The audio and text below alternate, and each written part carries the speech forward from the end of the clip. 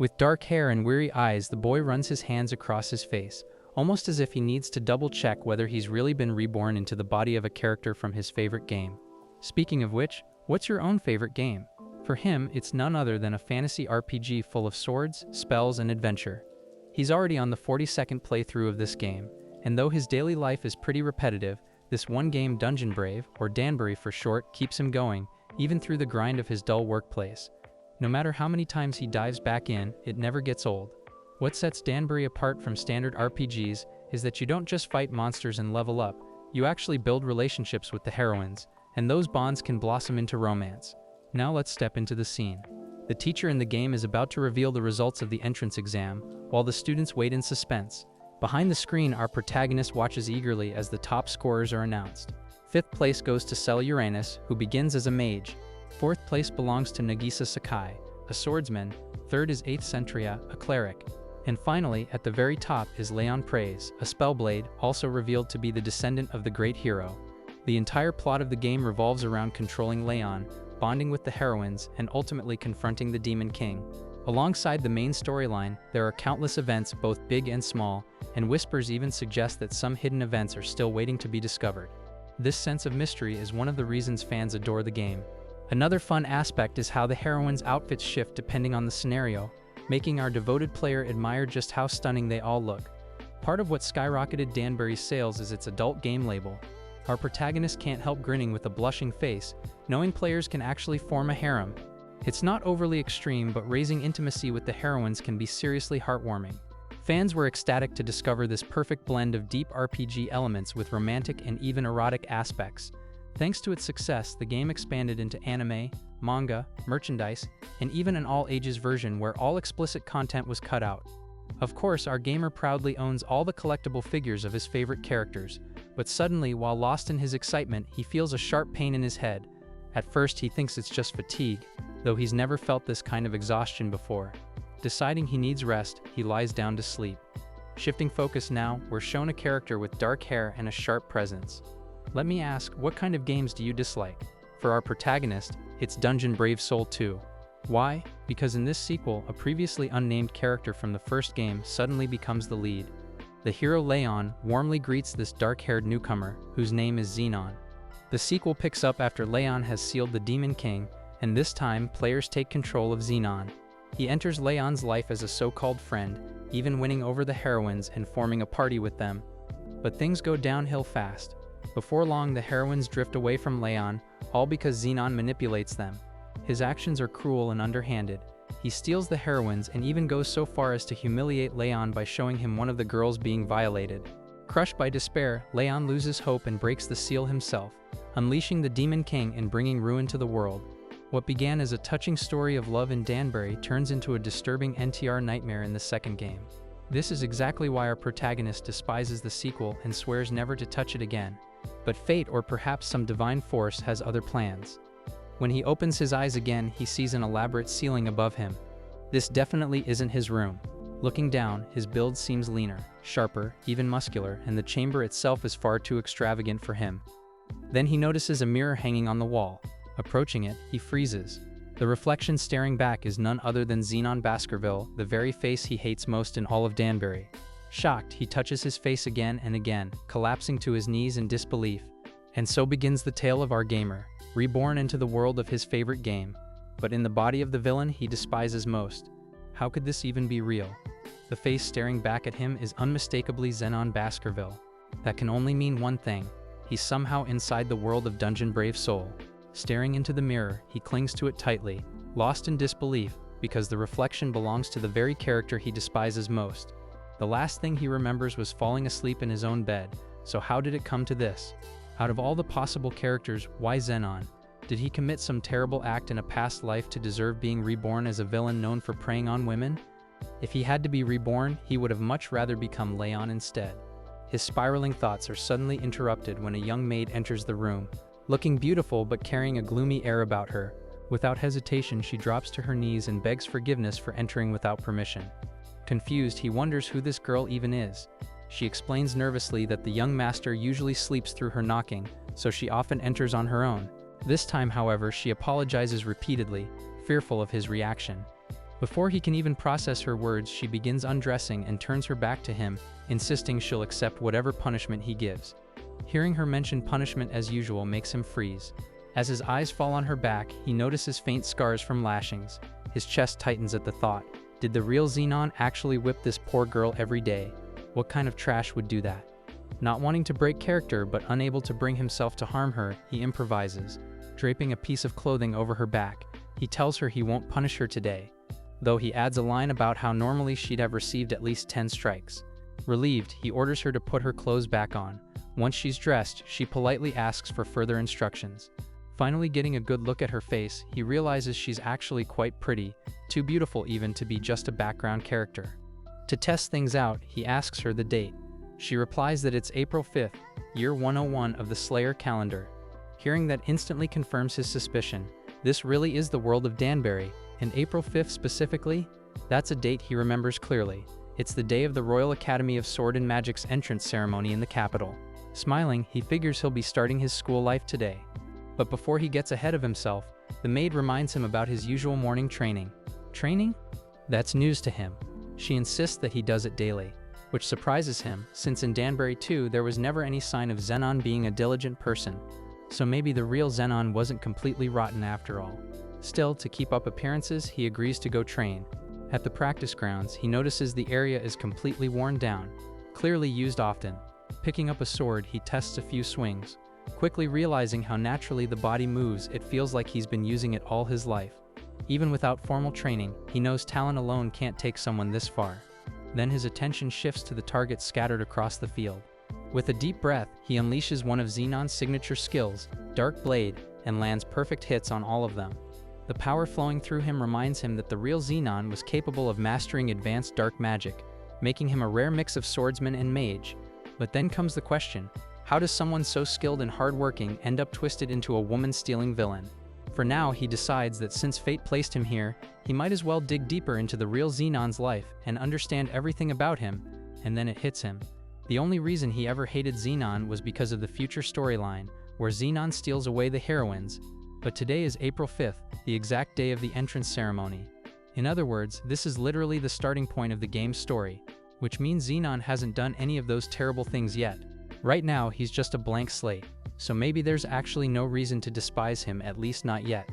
Now that he's trapped inside Zenon's body, he's already made up his mind. There's no way he's going to repeat the same sleazy developments that ruined the second game. If anything, he'll stay clear of all that nonsense. Depending on how he plays his role, he could even back up Leon in defeating the Demon King, or maybe just steer clear of danger altogether. Either way, this could be his chance to actually enjoy a peaceful school life.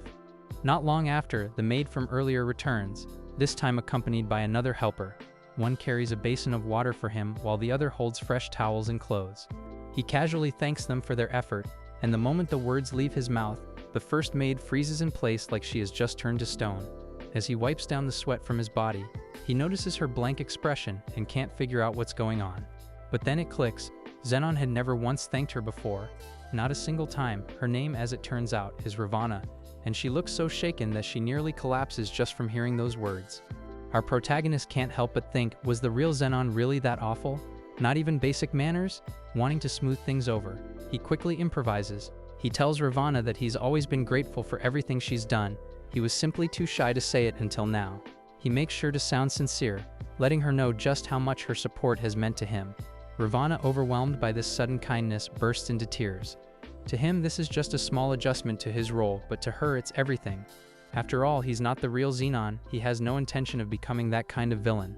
So if he ever slips up later, at least he's already planted the image of being a changed man, and judging from Ravana's reaction, she's buying into it completely. She sobs, insisting these are tears of joy, and calls this the happiest day of her life. He never imagined a simple thank you would hit her this hard. But then her demeanor shifts dramatically.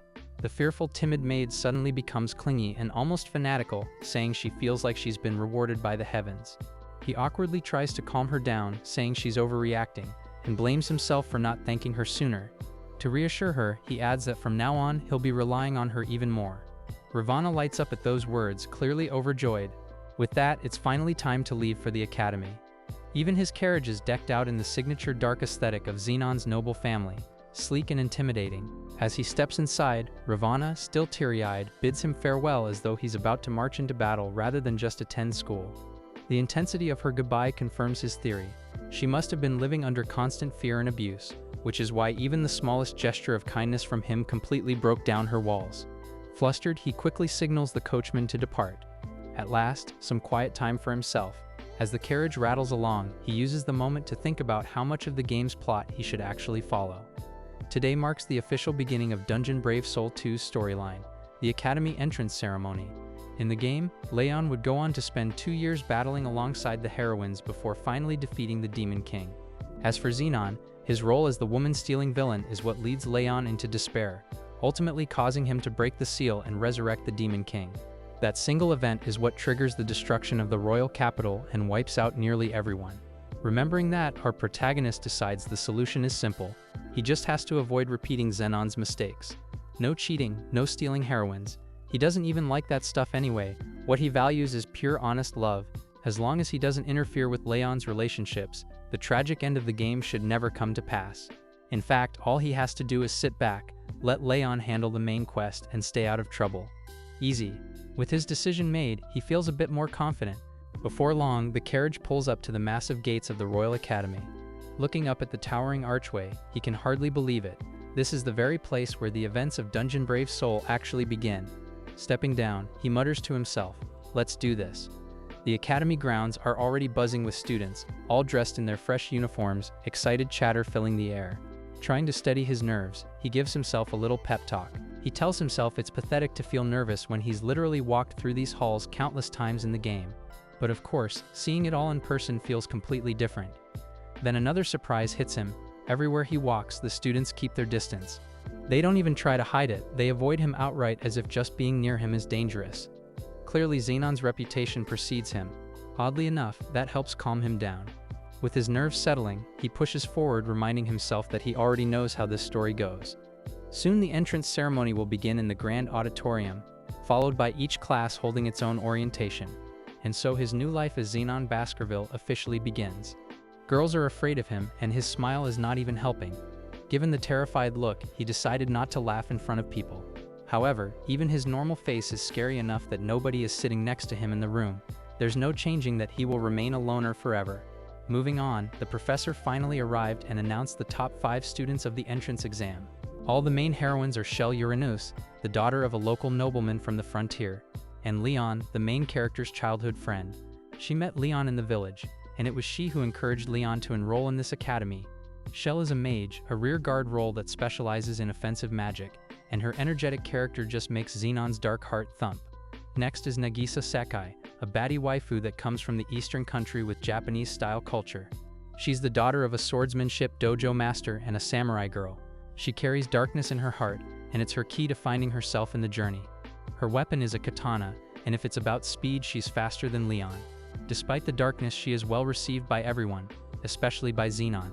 Coming up in third place is Aerith Centrea, born of central nobility with her father as a cardinal, which speaks to her odd upbringing as a baddie nun. And of course, her face card never declines in proportion. Aerith is a cleric and a goddess of buoyancy. However, it is canon that she is the pitiful victim who is taken down in both body and spirit by Xenon. But thanks to MC being in Xenon's body, that will no longer happen. Seeing them in real life and up close was such an experience for the player that he suddenly felt giddy to be involved. Xenon was caught up in his thoughts that he forgot the teacher was calling him. He missed his chance to stand up, and now everyone was talking about his reputation for being rebellious. Murmurs can be heard as everybody was talking about how the Baskerville, the evil noble family, were the ones behind the previous king's assassination, and some were talking about the criminal guild, some villain stuff. Xenon was drawing unwanted attention so easily, and the teacher was disappointed. He gave Xenon some scolding about his cocky attitude and disrespect, which is not acceptable in their class and in the academy in general.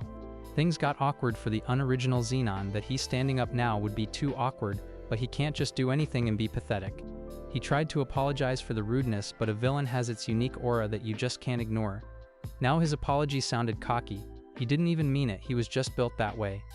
Luckily for our guy, the head teacher decided to let things slide. After all, this is supposed to be a day of celebration, not scolding. Still, the old man made it clear that if Xenon doesn't show any sort of improvement later on, who knows what kind of consequences might come next. And hearing that just made our protagonist curious about what the real Zenon must have been like before. Because honestly, he thought the whole problem today was just that he didn't stand up on time when his name was called.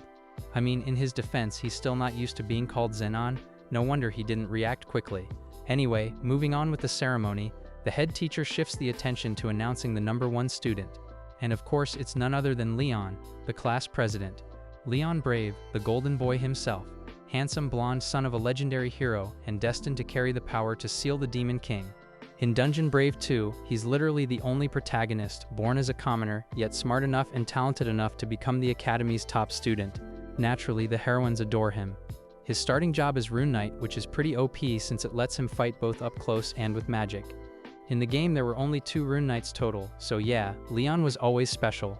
As Leon rises to his feet, our protagonist can't help but stare at him in admiration. After all, he's played this character countless times in the game. But then something strange happens.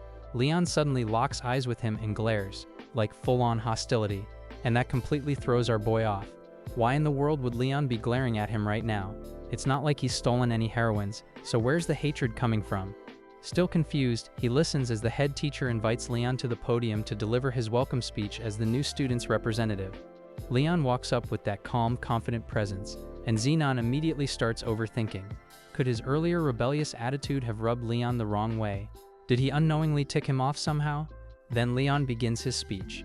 He humbly shares that he came from a simple countryside life, a commoner background, and under normal circumstances, he would have never even dreamed of being here at the Royal Sword and Magic Academy.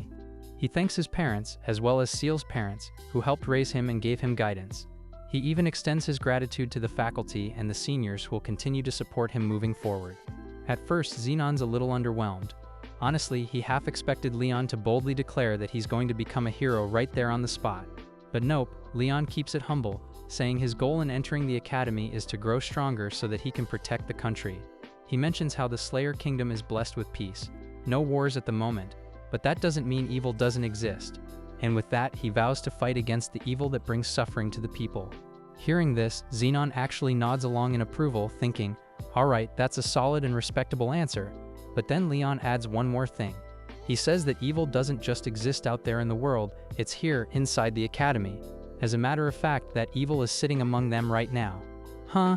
That one caught Zenon completely off guard. The room fills with whispers as students begin murmuring and glancing around, and then Leon's eyes lock straight onto him. Zenon. Dead serious. Our protagonist is just sitting there thinking, wait, what? Where is this coming from? He hasn't even done anything. So why is Leon, the supposed good guy, radiating this much hostility toward him? He starts wondering if maybe Dungeon Brave 2 is to blame. Maybe the staff behind the game messed things up, because in the first installment, Zenon was literally just background fodder. He didn't even get an illustration, he was just part of the mob. But then in the sequel, they suddenly elevated him into the villain role and even slapped him with a backstory that wasn't there before. It makes him question if the forced connection between the first and second game warped the setting somehow. And if that's true, then maybe Leon's hatred is already baked in, regardless of what Zenon does. That thought spirals into something even scarier. If Leon's story has been shifted this way, does that mean the original plotline might not even play out? What if Leon never defeats the Demon King this time? What if their world doesn't even reach a happy ending? The possibility sends a chill down his spine. But before he can think too much about it, the head teacher claps his hands and announces that the introduction of the top-ranked students is over.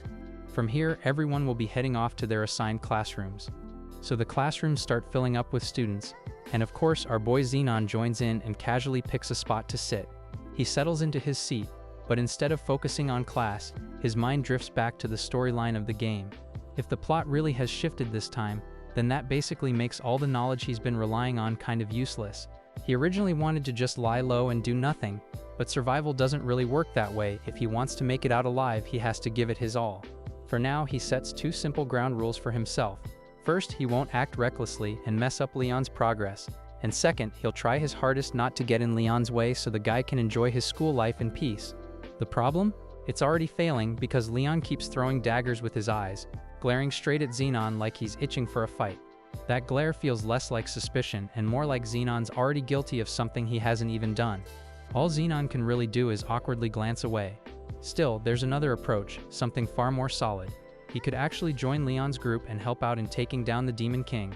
It makes sense too, since in the original game, Xenon is literally the third strongest character, right after Leon and the Demon King himself. If they actually manage to bring down the final boss, then maybe they could all finally enjoy a peaceful school life without the constant threat of the world ending. But that's a big picture plan for another day. Right now, he can't even deal with Leon's death stares. Trying to stick to the storyline from Dawn 1 isn't easy, especially since that means playing the role of wholesome Xenon in front of everyone. Class eventually kicks off, and Xenon finally notices the teacher. Funny enough, even this teacher was one of the people corrupted by the evil Xenon in the original timeline. But now that our protagonist is the one in control of Xenon's body, he's determined not to let things turn out that way again. Then again, it makes you wonder what pushed Xenon to do such things in the first place. Anyway, we'll skip ahead because class wraps up and the teacher announces that everyone is free to observe club activities. The school quickly buzzes with energy, hallways full of chatter, groups forming, everyone deciding which clubs to check out. Naturally, Leon is there too, but unlike him, our Xenon is stuck flying solo. People usually judge others within seconds, and unfortunately, Xenon doesn't exactly give off the best vibes. His dark aura and sharp appearance make him intimidating, and to top it off, he's part of the infamous Marquis family, a clan feared for its tyranny across the kingdom. Not the best first impression, right? With no real reason to stick around, he heads back home to think about his next move. The carriage that picks him up is the same lavish dark ride as always. When he steps down, a familiar voice echoes in the hallway. Riviana, the maid, greeting him warmly. Xenon's a little thrown off seeing her already waiting by the doorway, and even wonders how long she's been standing there. Isn't she cold? But she brushes it off, takes his coat like it's nothing, and casually mentions that his father wants to see him right away in the office. A shadow falls over Xenon's face at that moment, and Riviana notices it too. His father, Gandalf Baskerville, is a name that alone sends shivers down the kingdom. This man is the reason Xenon's original character spiraled into villainy.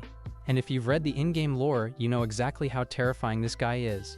He's the ruler of the night, the mastermind behind the kingdom's underworld, and the one pulling the strings of the crime guild.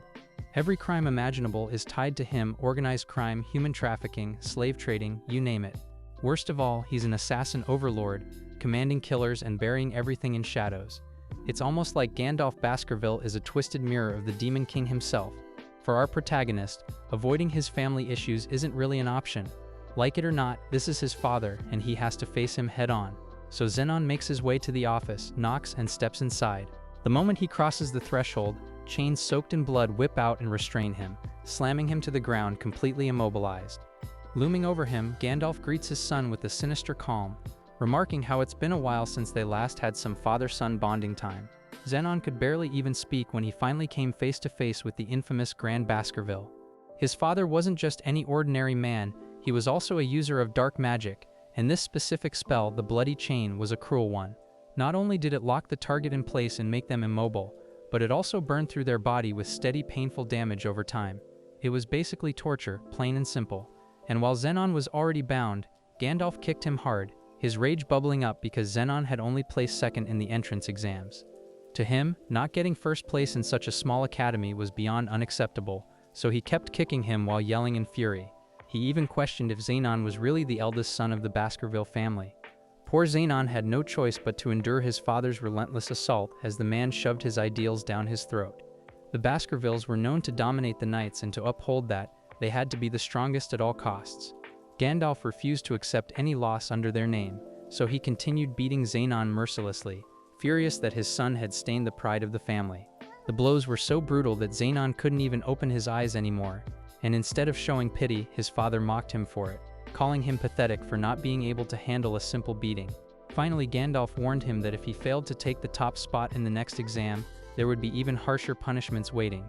After giving that promise, he turned his back and said he'd be away for work, leaving orders for Xenon to obey the steward and never slack off in training. Barely standing, Xenon managed to drag himself out of his father's study, battered and bloodied. Riviana was right there waiting, catching him just before he collapsed. She carefully held him in her arms and promised to treat him immediately, even making him drink a potion to ease the pain. By the time Xenon regained consciousness, the night was already deep. He checked his body and realized that the injuries his father left were fading away thanks to the treatment. Sitting by his bedside was Riviana, dozing off quietly from exhaustion. Watching her like this, Xenon couldn't help but think how kind she was. But then again, he also believed that such kindness was wasted on someone like him, a depraved character who in the original story was nothing but a thief of other people's lovers. He wondered why someone as good as her would stay loyal to someone as trashy as Xenon. Then the memory of his father's beating hit him all over again, and just recalling it made his body ache in phantom pain. It was almost unbelievable to think that a man could treat his own child in such a vile and merciless way. And in that moment, Xenon became sure of it. The very reason the original Xenon turned evil was none other than Gandalf Baskerville. From a young age, the guy had been subjected to daily abuse, breaking him down mentally until he eventually snapped. That constant torment twisted him, pushing him to frame Leon and steal the heroines away in the original storyline. When you compare Leon and Xenon side by side, it only gets clearer. Leon was from the hero's bloodline, admired by everyone, cherished by the heroines, and always ranked at the very top of the class, just a step ahead of Xenon. Meanwhile, Xenon was born into a cursed family, feared and hated by many, while also suffering from a father who gave him nothing but cruelty. No love, no support, only pain. With all that stacked against him, it made sense why the game Xenon developed such burning envy towards Leon. Leon went on to defeat the Demon King and cement himself as the true hero, gaining even more admiration, while Xenon only spiraled deeper into jealousy and spite. That hatred became the driving force behind his revenge, making him steal all the heroines away from Leon out of bitterness. But now things are different. After reflecting on all this, our Xenon has made a decision. Before worrying about the Demon King, there's someone else he needs to defeat first. His real goal is to destroy this person completely. That person is none other than Gandalf Baskerville, his very own father. An evil existence like his shouldn't even be allowed to remain in this world. And now that our protagonist has been reborn into Xenon's body, he intends to break free, live his life on his own terms, and carve out his freedom. That means rejecting both the script laid out by the Don Bluth production staff and the twisted rule of Gandalf himself. As Xenon settles on this new path, Reviana stirs softly in her sleep by his side. Out of nowhere, Reviana suddenly shoots upright and realizes the young master has been watching her sleep this whole time. Without hesitation, she throws her arms around him and bursts into tears all over again. Poor Xenon gets smothered against her chest, his face pressed tightly as muffled sounds escape with how hard she clings to him. Reviana quickly notices he's already passed out once more, which only makes her panic and cry even harder. Later that night, when his condition improves a little, Xenon shifts gears and gets to work. He takes out a pen and paper and starts recording everything he remembers from the game. Character details, storylines, and any information that might confirm if this world is truly following the same path. To make sure it's only understandable to him, he writes everything down in Japanese, treating it as his own private guidebook for what's about to unfold. The most important part now is collecting vital items that could affect his survival. Once all the notes are finished, he bundles them together neatly and secures them. With that done, he starts thinking about the bigger problem. How exactly should he live in this world? To be honest, he still doesn't know why he ended up here in the first place.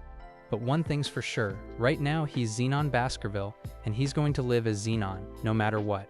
For that to happen, Gandalf needs to be taken down. Still, another concern crept up on him. Would it even be possible to leave the Baskerville Manor? If he tried, Gandalf could easily unleash assassins or gangsters to drag him back.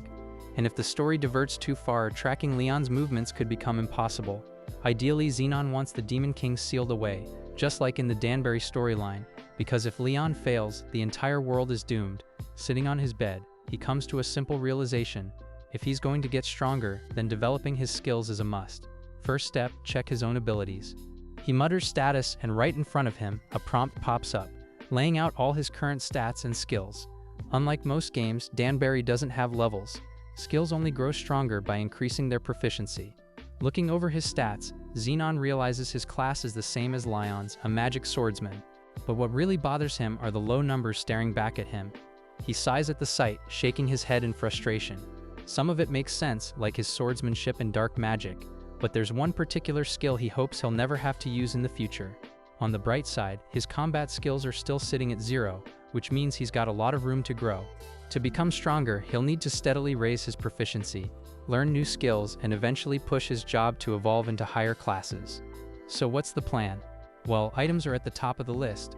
He's got his eyes on powerful weapons and armor to boost his stats, magical items that unlock new skills, and even accessories and talismans that reduce damage. These are must-haves. As for where to get them, there are 3 main ways: buying them at shops, grinding dungeons, or snagging them as rewards in team events. Of course, rare items are a whole different story, usually locked behind auctions with insane prices. Dungeon runs are also a gamble since loot drops are completely random. Event rewards? those he intends to leave for Leon, since the hero will absolutely need them to beat the Demon King. The last thing Zenon wants is to mess around and accidentally cause Leon to lose. As much as he's determined to dodge the main scenario of the Dumbreak game, Zenon also knows he can't block Leon's path. Just as he's lost in his thoughts, a knock pulls him back. Raviana enters, rolling in his breakfast tray, clearly worried he might still be feeling weak. And honestly, he's glad he's starving. Sitting at the table, Zenon takes a closer look at the food and realizes just how much care she put into it. The sandwich and soup restore health, while the coffee clears status ailments. He can literally feel her concern through the dishes. Grateful, he thanks her sincerely. But Raviana brushes it off, saying she's only doing her duty as a maid. Even so, Zenon insists on thanking her, which turns her face bright red as tears well up again. Suddenly, blood splatters the floor. Raviana's nosebleed catches him completely off guard. Before he can even ask, she darts out of the room, apologizing and promising to collect the dishes later. Zenon just sits there stunned, realizing this gorgeous girl actually got so flustered by his gratitude that she gave herself a nosebleed. Equal parts adorable and terrifying, if you ask him. It really made him think about just how much Raviana admired her young master. Then again, when you look at it, Zenon's character was never lacking in allies, so it wasn't like he needed to go crazy and steal someone else's girlfriend. After finishing breakfast, Zenon got himself ready and stepped out of his room. Waiting at the far end of the hallway was Zas, the head butler of the Baskerville family. Aside from serving the young master, Zas was also the one responsible for managing the whole estate. Since Zenon hadn't been practicing in the garden that morning, Zas grew concerned and decided to personally check in on him. In response, Zenon teasingly asked if the butler was planning to tattle to his father about him slacking off. Zas calmly explained that the only thing his father wanted was for Zenon to grow into someone strong, someone worthy of carrying the Baskerville name. On top of that, Grand Baskerville had high hopes for him as well, which was why Zas hoped Zenon wouldn't disappoint. With those words, Zas gave him a respectful bow. Zenon walked past him and told him not to worry, reassuring the butler that he intended to meet his father's expectations. Standing tall, Zas then asked if Zenon already had plans on how to become stronger. Before leaving, Zenon replied that there were many ways to grow stronger beyond just swinging a sword. He promised he would become strong enough to shock his father in his own way. And with that, he headed off to school. A week rolled by after that, and not much really changed. Zenon was still a loner, and his classmates continued to gossip about him because of his intimidating face. Meanwhile, Leon stayed consistent with his open hostility, but at this point it didn't bother Zenon anymore. As for schoolwork, middle school studies weren't a problem for him at all. Magic too felt second nature, like it was already embedded in his body, so using it came naturally. What really had his attention though was the class he'd been waiting for. Today, their teacher announced that the lesson would be dungeon exploration and told everyone to form parties before heading out. Dungeons. In this world of Donbury were layered areas crawling with monsters. Inside them, both monsters and treasures appeared naturally, and it was common knowledge that these dungeons held mountains of treasure that regenerated endlessly. The only catch was that if a dungeon was left alone, it basically turned into a ticking time bomb, releasing endless waves of monsters. This was exactly why the Academy itself was founded, to take down dungeon monsters. In short, the Academy's mission was to train human resources who could protect people's lives. When Zenon looked at the dungeon assigned to them, he saw its name, the Playground of Sages. Soon enough, the students all gathered at the dungeon entrance, and the teacher immediately noticed the loners in the group, which obviously meant Zenon. He had to make it clear that he was fine being solo. Honestly, it wasn't like he needed anyone else anyway. He could easily handle a tutorial dungeon alone. Even the teacher couldn't really argue with him about it. But then another student spoke up saying she'd also be fine by herself. That was Nagisa Sakai. Zenon instantly remembered her character. At first she was distant and refused to interact with others, but once she connected with Leon, she managed to open up, which was an important turning point in her story.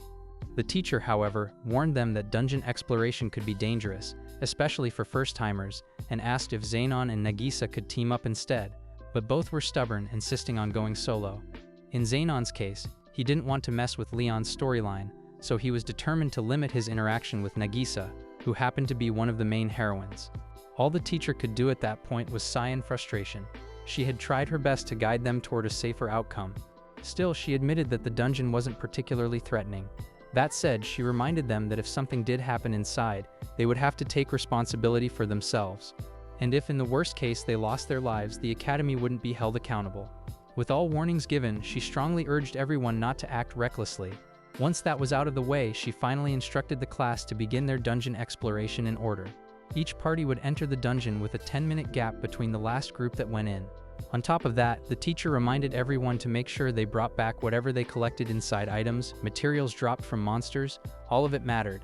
The guild managing the dungeon didn't actually buy those items from them, but their haul would still play into their grades. After hearing that, some of the students loudly declared that their team would go first. Of course, others immediately objected, insisting that their group should be the one to lead, and just like that, a big argument broke out. Everyone was so eager to be first that they ended up wasting time fighting over the order. Watching this whole mess, Heroines could only let out a tired sigh. Seriously, this could have been avoided if the teacher had just assigned the order from the start. But as it turns out, Heroines wasn't the only one annoyed by the bickering. Nagisa too was glaring at the rest of the class in clear disdain. She was frowning hard, annoyed that they were acting like it was just some fun trip instead of a serious task. To her, their recklessness was unbelievable. Now Zenon didn't expect it at all, but Nagisa actually turned to him and spoke up. That shocked him, since this was literally the first time a classmate had bothered to talk to him. Nagisa bluntly pointed out that his scary face basically screamed trouble, and because of that, everyone was naturally wary of him. They were afraid, and it wasn't something they could help. Hearing that, Zenon felt bad, even if he hadn't meant to.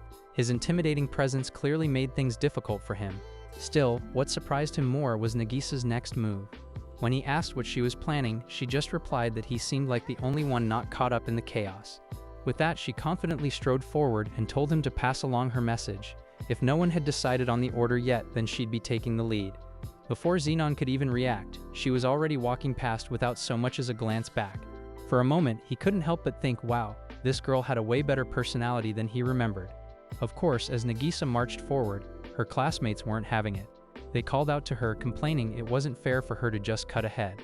But she ignored them completely, letting all the protests bounce right off her as she headed straight inside the dungeon. Even after she was gone, the students were still grumbling about how unfair she'd been. This time though, Zenon had had enough. He raised his voice, letting them all have it.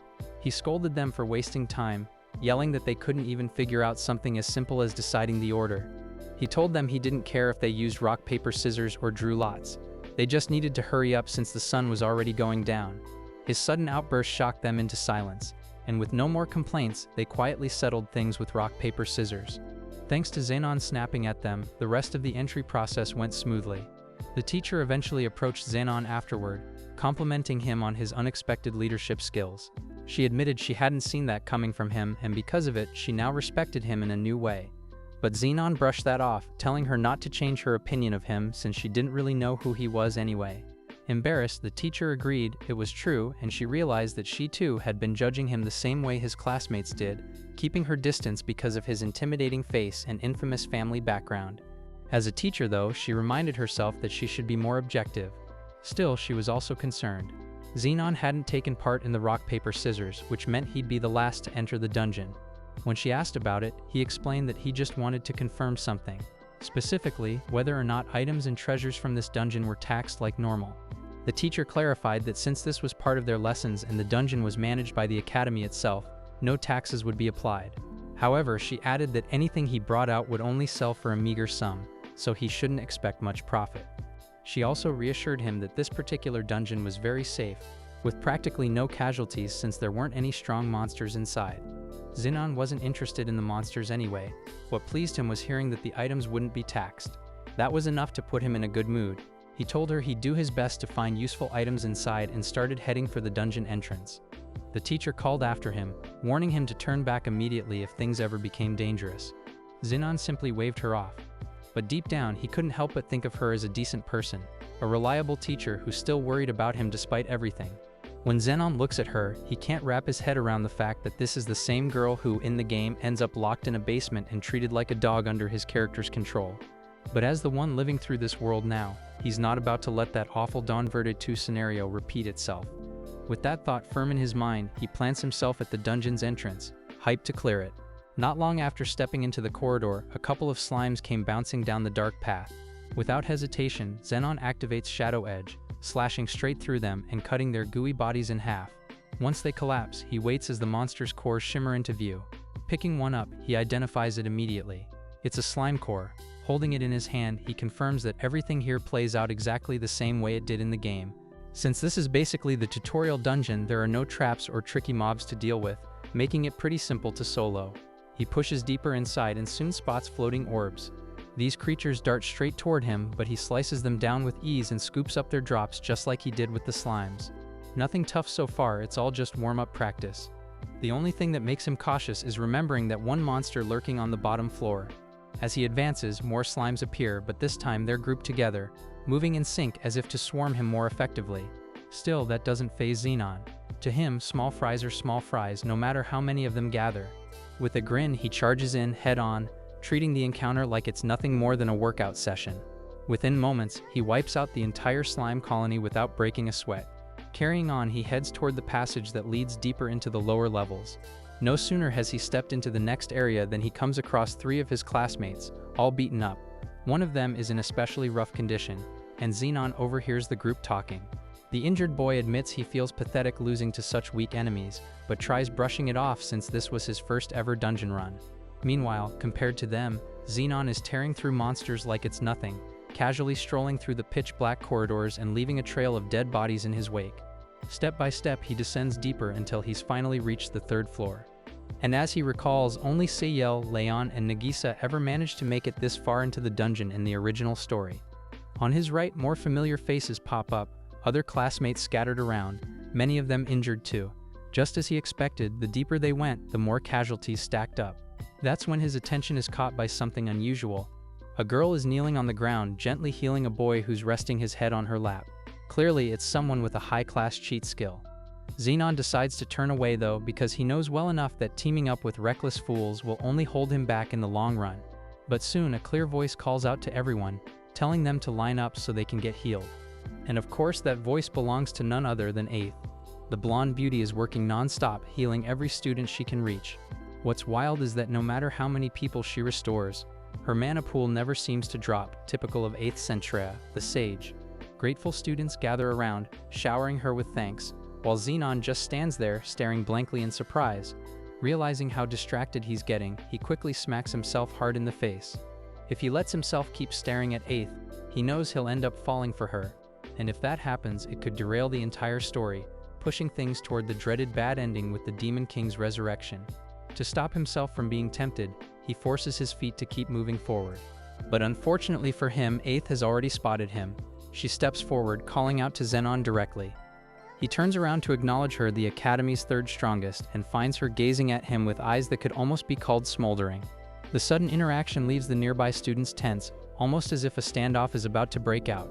But in truth, there's no hostility between them. 8th only wants to check on him and offer healing. Yet after giving his body a quick once-over, she realizes he doesn't need it at all. Xenon, however, raises a brow and asks what exactly she's been doing this whole time. Her answer is simple. She's been busy healing everyone she can. That's just who she is, someone who refuses to abandon the injured. Xenon looks away with a dry comment about how merciful she is. But still, he can't help but add, shouldn't she also be focusing on moving forward herself? 8th just beams and says she already got the okay from her friends. Honestly, she thinks it's more important that someone keeps moving forward step by step so the whole party can reach the goal, and you can't really argue with that logic. Xenon, on the other hand, doesn't really have anything to say about how close-knit or buddy-buddy they're all being. What he does know though is that 8th is the very definition of dedication and selflessness. She's the kind of girl who would throw herself in harm's way without even thinking, all for the sake of saving someone else. Back in Donbaray, there were plenty of times when she actually risked her own life to protect people who were struggling. And yeah, it's noble and saint-like, but instead of calming him, it only stressed out our protagonist whenever he played through those scenes in the game. 8th is definitely a good person, no doubt about that, but to Xenon, her constant habit of putting others before herself gets under his skin.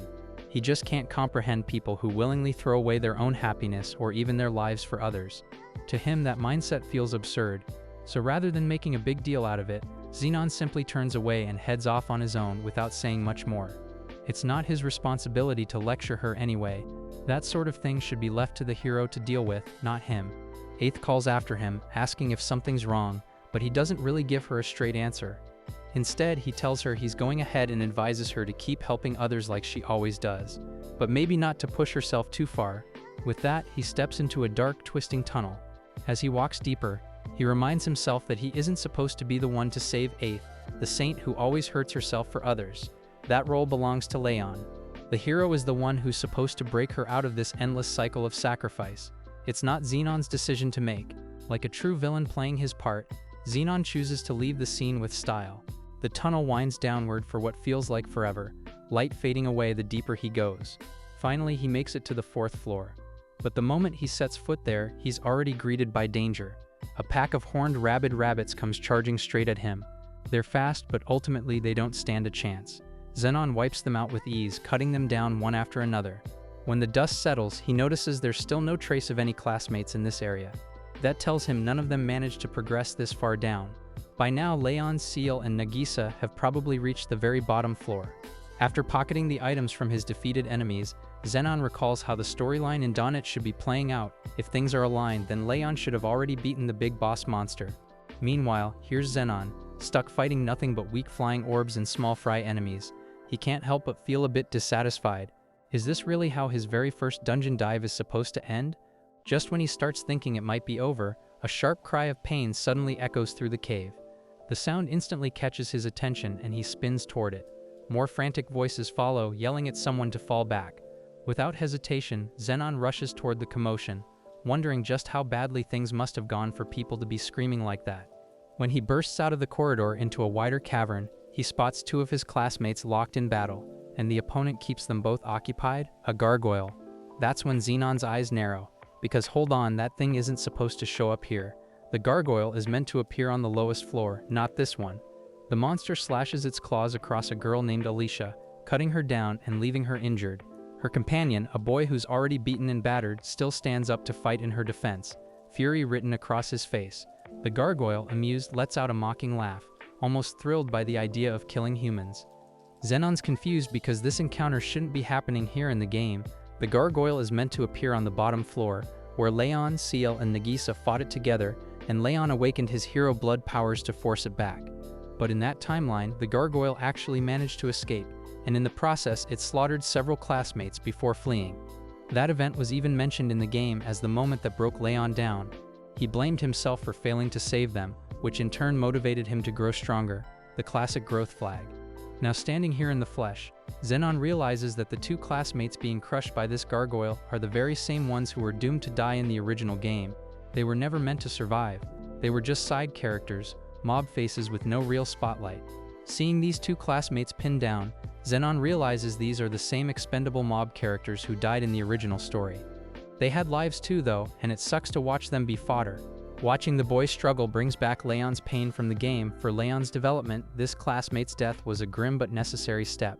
Xenon looks away, whispering that intervening might be wrong because if he saves them now, Leon might never get that driving trauma, and the future where Leon defeats the Demon King could change, and that possibility makes Xenon hesitate hard about what to do next. So Xenon slides his sword back into its sheath and starts turning his back on the scene. He decides not to get involved, pretending not to see what's unfolding in front of him, though deep down he can only hope those 2 don't completely misunderstand his choice to walk away. But things escalate fast. The gargoyle knocks the weapon right out of his classmates' hands, leaving both of them completely exposed. As Xenon keeps moving, he freezes when he hears the 2 desperately trying to shield each other, even though the outcome is painfully obvious. With no way to win, they cling together, silently accepting that death is about to swallow them whole. That is, until something slams into the gargoyle and forces it off balance. The pair can hardly believe what just happened because now someone is standing between them and that monster. Against his own earlier decision, Xenon jumps into the fight, taking on the gargoyle head-on. It turns out that being the villain isn't really part of his nature after all. From behind, one of his classmates blurts out, "Wait, aren't you Baskerville?" But Xenon quickly hushes him. He explains his reasoning in his own cool way, saying that a hero who can't grow stronger just because the scenario plays out differently is no true hero. And if a supposed hero abandons someone in a life or death situation like this, then that just proves they've turned into trash. With that declaration, Xenon makes it clear he's not letting his classmates die just because the script says so. Naturally, the gargoyle doesn't take kindly to this interruption. Its fury is directed squarely at Xenon. It roars, threatening that the human won't get away with meddling. But instead of being intimidated, Xenon just laughs it off. He dives straight into the fray, mocking the monster by saying a mere tutorial boss has no right to talk big, especially in front of him. After all, Xenon proudly considers himself the ultimate villain, one that even the main protagonist of Yandere couldn't take down. Did this gargoyle really think a mob-tier monster could stand against him? The gargoyle unfurls its massive wings and bellows before lashing out with a powerful kick, but Xenon easily dodges. He counters by striking the monster's limb, though the blow barely leaves a scratch. The creature's hide is insanely tough. The gargoyle cackles, taunting Xenon that all his efforts are useless, that only irritates him more, especially since his sword attacks are proving ineffective. Still, Xenon recalls something important. In the game, this gargoyle's physical strength was ridiculously high, but its weakness was clear. It had poor resistance to magic, and right now, with nothing but a rusty beginner's sword, Xenon knows he can't overpower it with brute force anyway. So he shifts strategies. He raises his hand and casts dark magic, launching Shadow Edge directly at the beast. This time, the gargoyle howls in pain. The attack definitely landed. Xenon smirks, knowing he's found the key. Physical blows won't work, but with magic, he can chip away at the monster until it falls. The only issue now is figuring out just how many casts it'll take to finally bring it down. The gargoyle takes to the air, its body morphing as shards of hardened rock start forming along its forearms. Then, like a hail of arrows, it launches them straight at Xenon. With sharp reflexes, he dodges them all, standing tall before the massive beast. Even Xenon admits that this is the type of boss designed to be fought by a whole party, not a lone adventurer. Still, solo or not, he isn't backing down. This time, he plans to finish it with a decisive strike. When the gargoyle swings its enormous arms, Xenon seizes the opportunity. He leaps onto the limb and uses it as a ramp, sprinting up toward the creature's head. He knows exactly where its weak point is. Climbing past the monster's chest, he drives his blade deep into the spot just beneath its chin. The gargoyle lets out an ear-splitting roar as pain floods through its body. See, in Yandere, every boss monster has a hidden weak point that triggers a critical hit, and for this gargoyle, that spot happens to be right under its jaw. Mocking it even in the middle of battle, Xenon sneers, asking how it feels to be taken down by someone weaker. After all, in the original story, this same gargoyle slaughtered their classmates before losing to the hero. For it to fall here to him of all people has to be humiliating. The monster tries to snarl out its usual catchphrase, "Kill all humans," but it doesn't even get the chance. Xenon calls forth one last spell, Hellflare, unleashing it straight into the gargoyle's skull. The blast pierces clean through, bringing the beast down for good. As the life fades from its body, Xenon calmly sheaths his sword, remarking to the dying monster that the strongest starting job isn't some random class, it's the magic swordsman. Both he and Leon embody that. Moments later, the gargoyle finally collapses, its form disintegrating into dust. Of course, as with any monster, it leaves behind a loot drop. But this one is different, far larger and more impressive than anything else he's picked up so far. Xenon grabs it, realizing this marks the very first real battle he's had since coming into this world. This item in his hand is proof of his victory. Sure, he's still unsure about how killing an event monster outside its intended scenario might twist the story later, but for now, he chooses to savor the fact that he managed to save lives that were supposed to be lost. Once he pockets the loot, Xenon turns his attention back to his classmates. The boy is handing the girl a recovery potion, trying to stabilize her injuries. Xenon asks if the two of them are okay. The boy looks up, manages a smile, and says they're fine, adding that Xenon saved them when it mattered most. Xenon quickly spots several recovery potions scattered on the ground, which tells him that these guys are running dangerously low on healing items.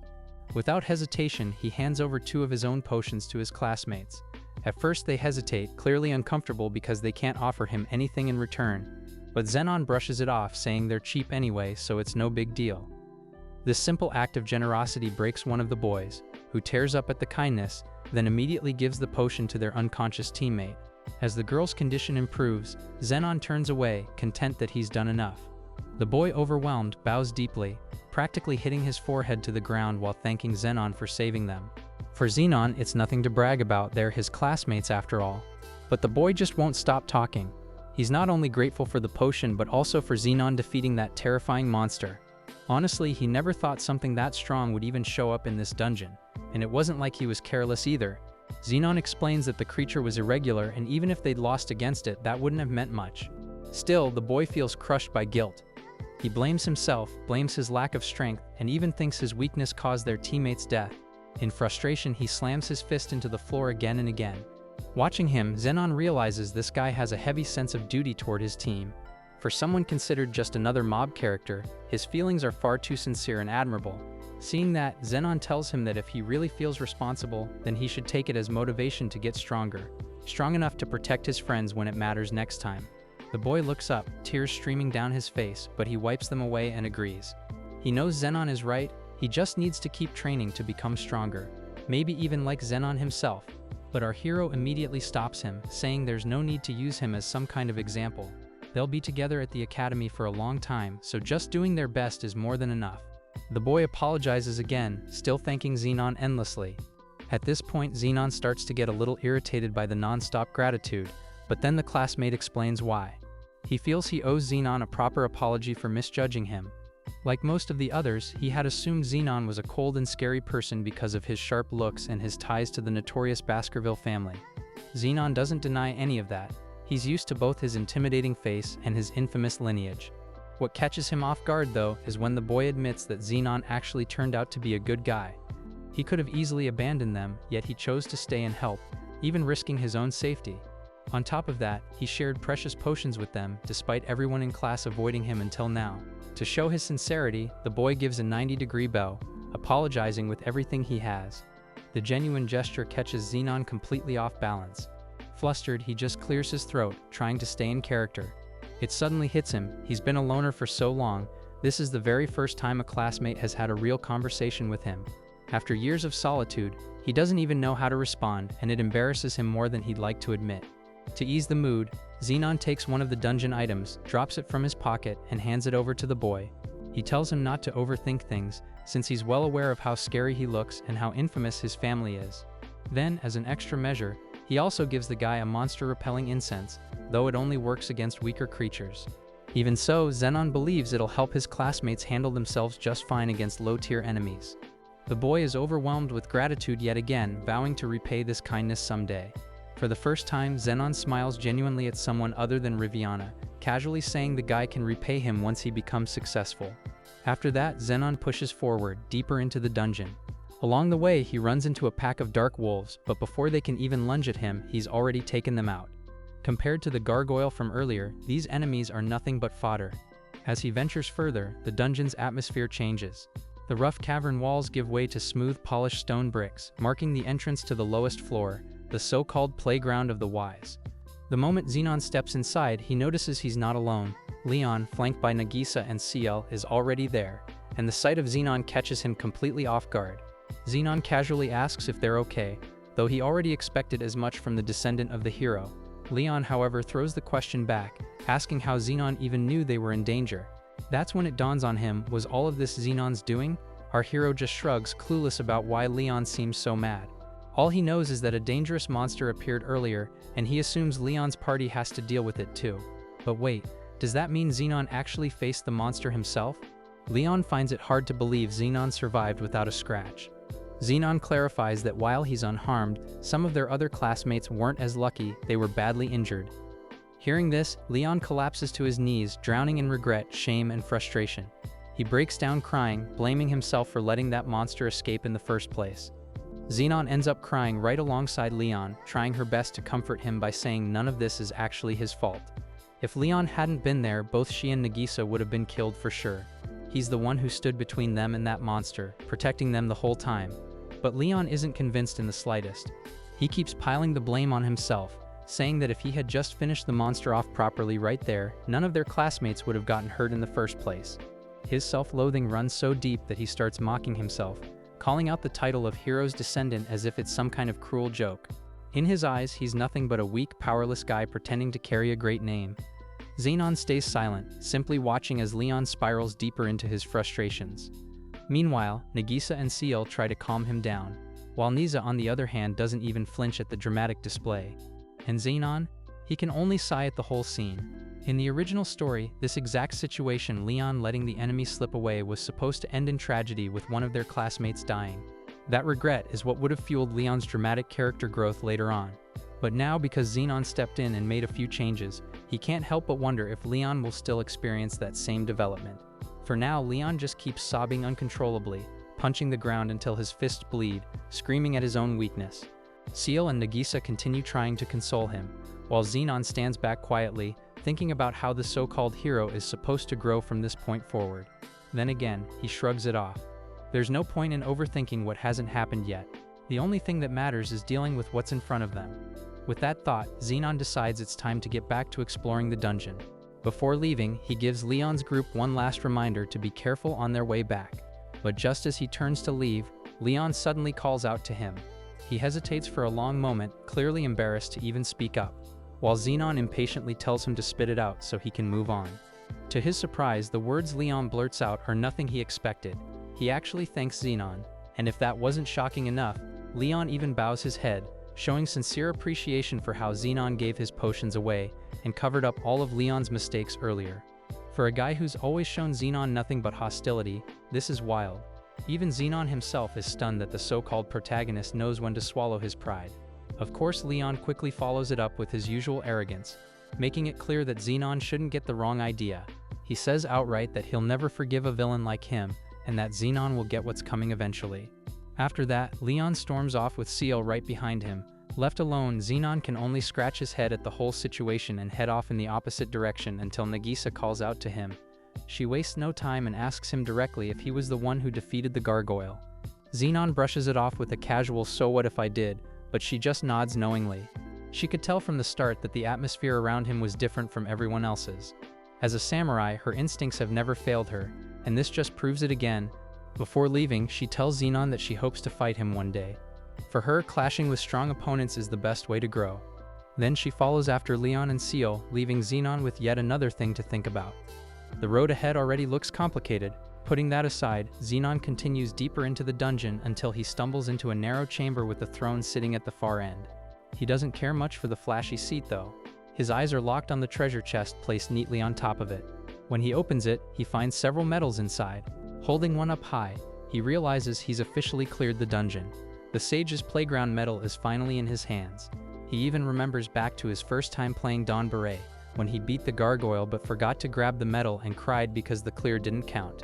It turns out that the blunder was probably common among dungeon players, but now that he thinks about it, did Leon and the others remember to collect theirs? If not, that would be a pretty embarrassing slip-up on their part. As Zenon examines the chamber further, he notices one brick in the wall feels out of place. Pushing against it reveals a hidden passage leading to a secret chamber glittering with treasure, the infamous Room of Wealth. His gloomy expression immediately shifts to pure excitement. This secret place wasn't supposed to appear until the second dungeon clear, so finding it now is a massive win. Without hesitation, he dives into the mountain of gold coins, searching around until his hand hits a chest. Inside is a rare item, a magic bag. For those who don't know, this bag is basically the ultimate storage tool, letting you carry an unlimited number of items. Forget the piles of gold, this thing right here is the real jackpot. Zenon can't contain himself, practically jumping in excitement as he realizes he's struck it rich. From there, he goes on a looting spree, stuffing the bag with every last coin, weapon, and rare item he can get his hands on. It looks like he has no plans of leaving until he's cleaned the room dry. But just as he's busy hauling everything, a strange sensation spreads through his body. A dark energy crawling through his veins, almost like something is calling out to him. When he looks up, he spots it. A massive black blade is embedded at the top of the treasure pile, pulsing with an ominous aura. Zenon's eyes widen. It's the demon sword Amatsuha, Bakeri Maru. There's no mistaking its curved blade and red vein-like patterns. This isn't just any weapon, it's the very sword he designed himself back in the game. He had commissioned a blacksmith, gathered all the materials, and personally crafted this masterpiece during gameplay. And now, here it is, sitting right in front of him in this world. The best part? This sword isn't just strong, it completely outclasses the late-game ultimate holy sword, X-Brave. Holding it in his hands again, Zenon remembers how ridiculously overpowered it was, capable of dealing insane amounts of damage as long as your skills were maxed out. But this discovery raises even more questions. If his custom-built weapon exists here, does that mean all the dungeon items are based on his own game data? Are these carryover items from his old dungeon runs? And if that's true, then someone must have intentionally set this whole thing up. He can't just chalk his reincarnation up to random chance anymore. It feels more like someone deliberately pulled him into this world and made him into Zenon. But who could have done this, and for what reason? And why reincarnate him as Zenon in Donore 2 instead of Leon in Donore 1? These thoughts flood his mind, leaving him with nothing but bigger mysteries. Clearly, his rebirth definitely isn't some accident. There has to be some deeper meaning behind all this. And more importantly, how did this world even manage to pull data from his game and make it real? Those questions haunted him as he stepped out of the dungeon with no answers in sight. The moment he emerged, all of his classmates froze in shock at the sight of him. But Xenon is nonchalant. He walked straight over to their instructor and casually tossed her the medal he had earned. The students leaned in curiously as the teacher examined it and then declared she was officially recognizing Xenon's conquest of the sage's playground. Everyone's eyes widened. Wait, did she just say conquest recognized? Apparently Leon and his group hadn't even realized it, because the other students immediately started looking around nervously as if wondering whether they had missed that part. This wasn't just a practice run, it had all been the real deal. With that, the teacher gave Xenon permission to explore other dungeons, though she reminded him sternly to be extra careful, especially since he had barely survived his encounter with the gargoyle. And with that, the day's classes finally wrapped up. As Xenon walked home, his thoughts kept circling back to the same issue. He needed allies. No matter how strong he was, there was only so much a solo adventurer could do in a dungeon. Sure, he'd cleaned up with loot from the Room of Wealth, and now his inventory was stacked with all sorts of rare gear. But there was a catch. Most of the stuff he collected was way out of his league for now. He couldn't even equip half of it until his skill levels got higher. For a moment, he even questioned whether he should have picked up weaker, more usable gear instead. But no, settling for less wasn't the way to go. If anything, this was a reminder that he had to grind his skills fast. Because here's the thing, solo dungeon runs have hard limits. If he ever gets hit with poison, paralyzed, or worse turned to stone, then he's pretty much screwed without a healer to back him up. And deep down, even Xenon knew the truth. He couldn't do this all alone forever. The problem is, where the heck is he supposed to find someone as capable as Leon to back him up? That level of talent is nearly impossible to come by, which leaves him with only two real options, hiring mercenaries or buying slaves. Mercenaries were available for hire in Dare. If you had the gold, you could recruit them. But they were unreliable, prone to cutting and running when things got tough, and sometimes they even stole from their employers. Not exactly the kind of partner you could trust with your life. Then there were slaves. In this world, slavery was completely legal, and auctions were held in the slaver's kingdom. Slaves were magically bound to their masters through enslavement contracts, which forced them into absolute obedience and loyalty. The thought made Xenon hesitate. Sure, he was Xenon Baskerville now, but on the inside he was still the same decent person he always was, and buying human beings as property didn't sit right with him. But on the flip side, this wasn't a game anymore. If he were killed here, there would be no respawn, and no continue button would be waiting for him. Survival was all that mattered, and if loyal subordinates, even slaves, were the only way forward, then he couldn't afford to be picky. As the saying goes, desperate times call for desperate measures. That mindset carried him all the way to the auction grounds, where multiple massive tents stood clustered together, noblemen streaming in and out of the grand facilities. The moment Xenon approached, a stout man in a tall hat immediately recognized him as the young master of House Baskerville. The man bowed deeply and ushered him straight into the front row, which Xenon accepted with casual thanks. But deep down, he knew what this meant. By attending and participating, he was essentially admitting he was joining the same rotten circle of slave traders he despised. Still, he had no choice. He needed loyal allies strong enough to eventually help him take on his father, the notorious kingpin of the underworld. Soon enough, the booming voice of the auctioneer echoed through the hall, welcoming the lords and ladies to this grand spectacle of buying and selling lives. The first batch of slaves, consisting of a child, a burly man, and a beautiful woman, was paraded on stage for everyone to see. The nobles wasted no time shouting out their bids, the numbers climbing rapidly from 100,000 to 800,000 gold. Xenon couldn't help but cringe at both the treatment of the slaves and the disgusting behavior of the so-called nobility clamoring over them. Lot after lot came and went, with the crowd growing more frenzied each time. By the time they finished auctioning off the fifth set, the next slave brought out was a striking young boy with golden hair and piercing blue eyes. His starting bid was 100,000, and immediately, the hall erupted in a storm of competing offers. Meanwhile, Xenon looked away, unimpressed. With all the gold he had stashed from the Room of Wealth, he could easily outbid anyone here and claim a slave or two without breaking a sweat. But he wasn't interested in quantity, he needed quality, someone with real fighting potential.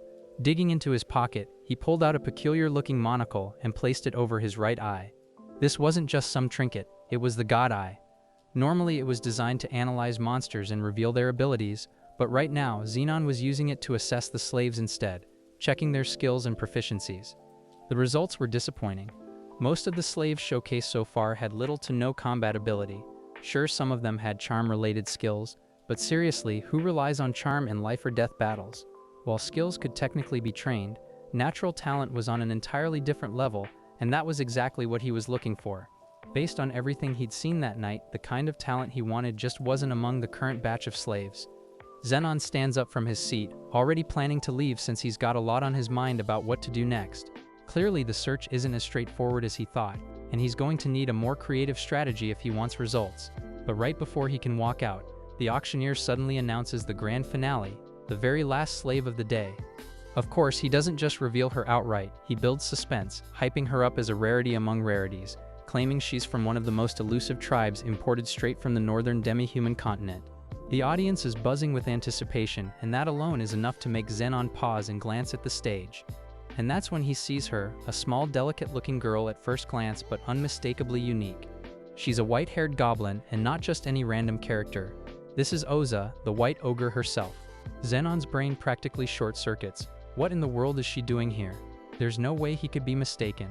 That snow-white hair, that pale skin, the golden eye gleaming beside a crimson horn, all clear marks of the Oni tribe, a race from the demon side. But here's the crazy part. Ojou doesn't even belong to this game. She's not from Derry at all. She's from a completely different title, Warlord of the Holy Seas, made by the same developers. That game is a war simulation set in a tropical island world, where players gather allies and wage battles across rival nations. Ojou was supposed to be one of those ally characters, so how is she suddenly standing here in Dumbre of all places? It feels like the boundaries between the two games collapsed into one massive crossover event. Zenon is baffled, thinking maybe the universes of Donere and Holy Sea aren't separate after all. Perhaps they were always part of the same world, just viewed from different angles. And if the devs created them both, it's not impossible that there's a hidden backstory linking them together. While he's trying to wrap his head around that, one of the nobles yells out a jaw-dropping bid of 500,000. That snaps him back to reality. He focuses on the auction again and activates his god eye to check Ozou's stats. Her abilities pop up, body enhancement, mighty hammer art, and she's already at level 9. On top of that, she's got 3 combat-based skills right out of the gate. That's no ordinary pick, that's serious firepower. Zenon can instantly tell she's the powerhouse he's been searching for. But this realization hits him hard. If the Holy Sea storyline exists here, then Ojou is supposed to follow that original path. In her arc, she first suffers as a slave before joining the protagonist's side, eventually rising as his ally and even becoming his lover. If Zenon buys her now, that could derail the entire flow of that story. Is he really about to bend fate itself just for his own survival? He hesitates for a moment, but then he notices her expression. Ojou stands silently on display, her golden eye glistening with tears, her small frame trembling as the auctioneer pushes the bidding higher, now sitting at 6.5 million. That pitiful sight makes him clench his face in frustration. Before he knows it, his hand shoots up and he shouts out a bid that shocks the entire hall. 10 million. The entire place goes dead silent, then erupts in disbelief. 10 million coins. The sudden leap in price is so insane that even the nobles start questioning his sanity, whispering whether he's seriously throwing away that much wealth on one slave. And Zenon knows they're right. With that kind of money, he could have already assembled a full squad decked out with ultimate gear strong enough to take down the final boss. As he heads back to his seat, he mutters to himself about what he's just done. This reckless decision might be the spark that alters the flow of history itself. It could even affect the outcome of the upcoming war. In the original timeline, Ojou's salvation came from the Holy Sea protagonist, not from him. Until that moment, she was supposed to endure the cruelty of nobles, scarred by their vile treatment, before finding redemption. But Zenon just ripped that script apart. Still, what choice did he have? There's no way he could sit still and let her fall into tragedy. And besides, he's right. If he's playing the role of a hero in this twisted mix of worlds, doesn't he also get the right to rewrite the story as he sees fit? He knows he can't turn into the same cold villain that the original Zenon was. That path just isn't him. The auctioneer keeps shouting across the hall, clearly trying to squeeze out one last counterbid to Zenon's outrageous 10 million. Everyone's on edge, waiting to see if anyone dares to push higher. Among the nobles, one particularly chubby man is visibly furious, almost shaking in his seat over the price. He locks eyes with Zenon, but of course our guy doesn't back down. Instead, he meets that glare head-on, his menacing face making the stare down look like a joke. Like, come on, there's no way he'd lose when he's got that villain aura naturally working in his favor. In the middle of all that tension, Ojou glances his way. Zenon casually waves at her and even smiles reassuringly. The little ogre freezes, blushes, and shyly looks away. Zenon tells himself she doesn't need to be scared, he's only trying to save her. But the fat noble isn't giving up so easily. He slams down a new bid, 10 million. That tiny bump in price gets the auctioneer even more fired up, shouting with excitement as the hall fills with murmurs. And without missing a beat, Zenon calmly ups the number to 12 million. That's it, game over. The plump noble clenches his fists in defeat, and the crowd stares in shock.